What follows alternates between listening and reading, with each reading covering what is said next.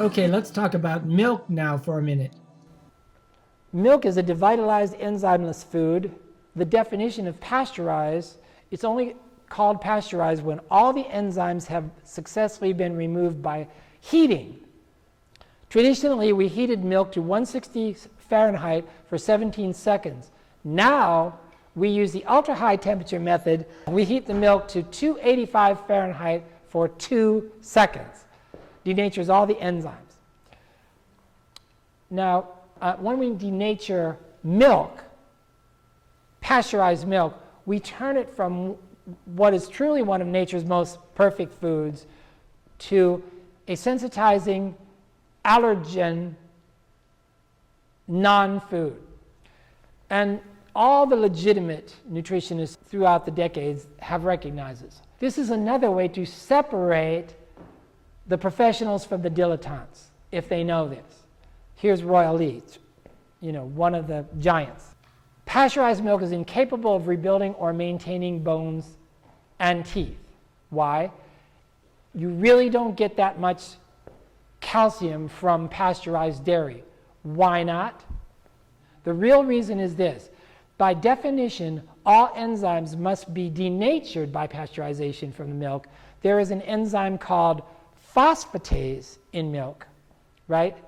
And that enzyme is necessary for what? For the body to absorb calcium. So without that enzyme, your body can't really absorb the calcium from the pasteurized milk. Why children should never be given pasteurized dairy? That's the first reason. But more than that, it's the discussion of asthma. Childhood asthma, which is just a specific allergy, has been skyrocketing for the last 20 years. It's getting worse all the time. This is the one thing that all holistic nutritionists, we virtually all agree on this. We disagree on all kind of other stupid stuff, but this is something we all agree on. If you want your child to get rid of asthma or any chronic allergy, the very first thing you must try, you don't send him to the genius with all the needles and the Benadryl in the hospital. You don't send him to that guy. You get the kid off all pasteurized dairy for 60 days. No milk, no cheese, no butter, no ice cream, no yogurt, not even a little bit. And you know what the parents will say? Oh, I can't take his ice cream away from him. That's like a reason why they're allow this kid to have chronic asthma. And if you have asthma for 10 years as a child, some kids do grow out of it, but a lot of them, it develops into a lifetime of chronic allergy. Okay, now everything pejorative that I've just said about pasteurized dairy does not apply to raw dairy. This seems like a pretty enlightened crowd. Here's the two dairies, Clairval and Organic Pastures. I've interviewed both of them, the owners of them, and this pasteurized milk is in silos for 1 month, maybe from 1,000 cows contributing to that, and then another 2 weeks on your shelves, and maybe another 2 weeks on your shelf, because when you buy it, it can last for another 2 weeks. So it might be 2 months out of the cow by the time your kid drinks it, right? Whereas raw dairy, it's bottled the same day from the cow, and it's on the shelves in the market either the next day or the day after that. And if you keep your refrigerator really cold, God bless you, it'll last for about a week in your refrigerator, right? What about frozen? Is that tainted? No, you can't. You don't freeze raw dairy. I'm doing a class on bioterrain analysis. How many of you have ever heard of that? Live cell testing. How many of you have ever been live cell tested? No? But you know what it is. You've seen it, right? Well, I got taught this by Bynum back in the 90s, and I've done thousands of them. How many? I don't even know. Mostly in Asia, but here in this country too. But it's that, okay, I have a special microscope that has a camera on it. The camera goes into a TV monitor, right, or a computer monitor, right? And then we take 1 drop of blood from the patient, and then we put it on the slide, and then we look at the blood in real time, the live cell. It only lasts on the slide for about 10 minutes, and then it oxidizes, right? So we are trained not to diagnose diseases. We are trained to recognize about the 20 most common imbalances in the blood. The one we see the most often in people is rouleau formation, or the stack of coins, or aggregation of the red cells. So then we were taught, the way I was taught, is we then give the person who's fasting already, we give them 3 enzymes and 2 antioxidants. We wait 30 minutes and then drink water. We wait 30 minutes and then we retest, and 95% of the time you see a dramatic difference. So what are we looking at here? Like I said, most people who have a problem, some kind of physical imbalance or illness, it's because they're eating processed foods. One of the effects of chronic processed food diet is it makes your red cells aggregate or clump together. What's the problem with that? The red cells are only 7 microns in diameter. The smallest blood vessels of all, which are called your capillaries, are also 7 microns in diameter. The red cells were designed to go through the capillaries single file, and they're biconcave disc. Both sides are supposed to be available for binding oxygen.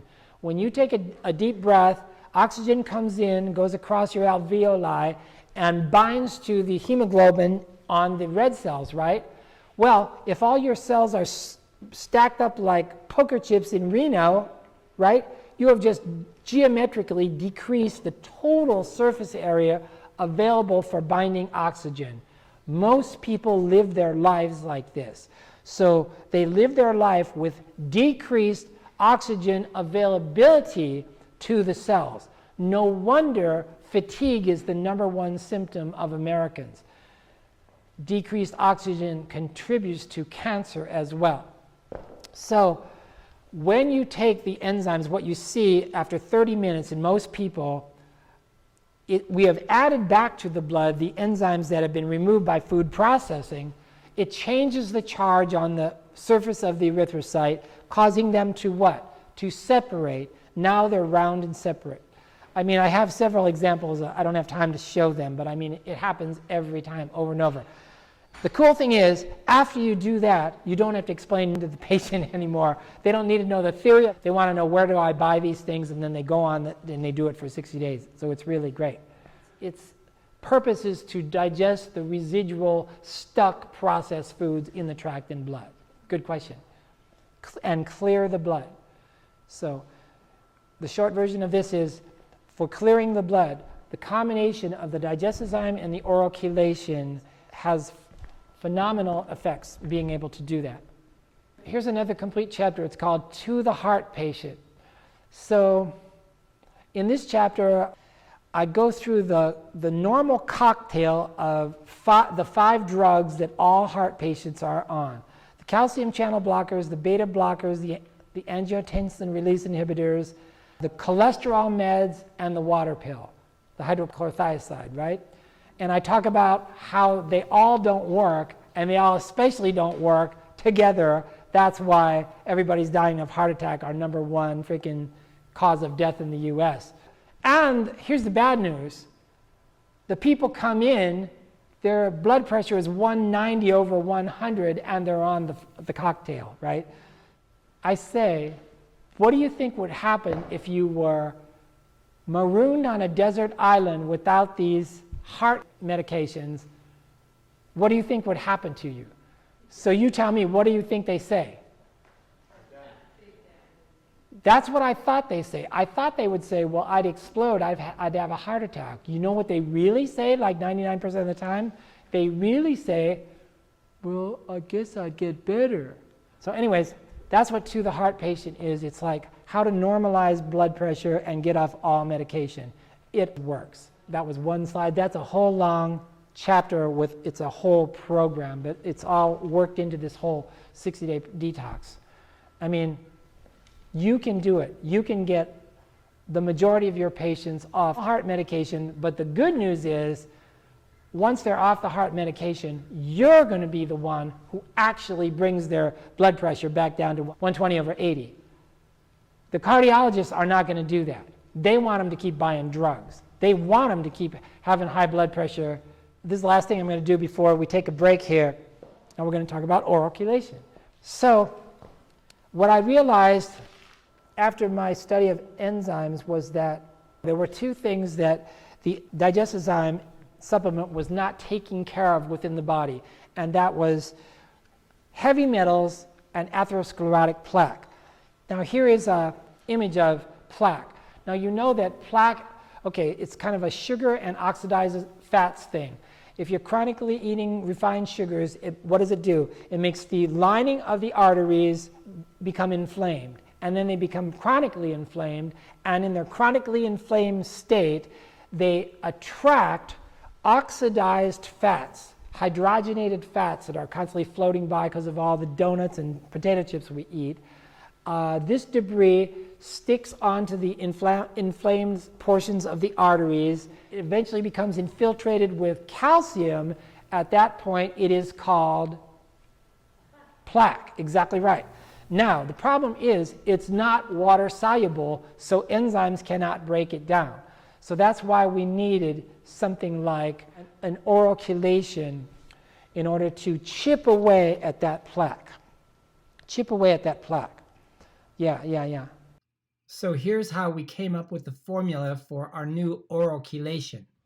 I was talking to two people that I really respect. Do you guys know who David Wolf is? Yeah. He knows a lot of stuff. That guy's smart. Yeah, and another guy is David Sandoval. He's down in Long Beach. And in this game that we're all playing, I know who's ahead of me and I know who's behind me. I know who's pretending and who isn't. The two guys who wrote Grain Brain and Wheat Belly, those guys are pretending. Those guys are frauds. They're phonies. And people like David Sandoval and David Wolf, they've paid their dues. They've done the research. They've done the homework. They know what they're talking about. So anyways, I wanted to keep the ingredients in the oral chelation limited to about 7. And I said, they're both named David. I go, David, if you were going to make the best oral chelation product and formulate it, what would you include in it? And Wolf's sitting there and he goes, oh, well, I put in this, and a little of this. And I just sat there going, yeah, I already had that one. Yeah, that's a good one. I went and I talked to several other people. One of them was David Sandoval, totally agreed with me. So anyways, the purpose, that's my purpose. Remember, my purpose in the oral chelation is to get what was not water soluble, the heavy metals, the atherosclerotic plaque, heavy metals including cadmium, chromium, mercury, lead, aluminum, those kind of things out of the body, and also atherosclerotic plaque and other xenobiotics. That's my goal here, right?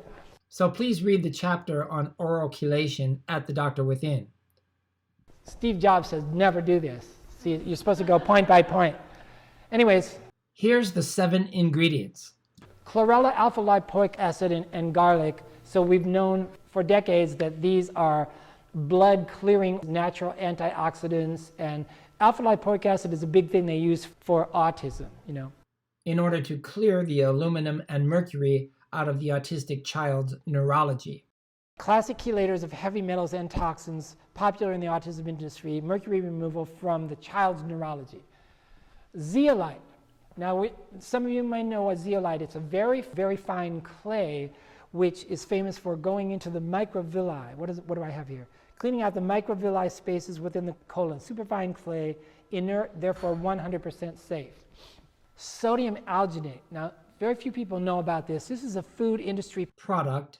It actually forms a gel with calcium, can change the composition of calcific arterial plaque into sort of a gel-like form, and then can clear it with the addition of the enzymes. And finally, raw cacao, which is food-bound magnesium and chromium. Wow, it's such simple thinking. Nobody does this. Where can you see dramatic changes with this kind of oral chelation? In 2 instances. I will put this very simple program up against any of the expensive, high-profile autism detox protocols any day of the week. Chelate mercury and aluminum out of the kid's brain from the vaccine. You see increased cognitive function. And number 2, for people who want to get off all heart medications and actually lower their blood pressure. Lower their blood pressure. The only way that can happen is when you're actually clearing plaque from the arteries. So it really works. And of course, you know, if you're serious about this, no more clogging foods can enter. You have to eat like an actor for a while. No more potato chips, no more French fries, no more margarine. They're not in your repertoire. They're not in what's available to you. You know, the Golden Arches doesn't have anything for you anymore. You know, maybe next time around, next lifetime. You screwed it up. You had your quota this lifetime.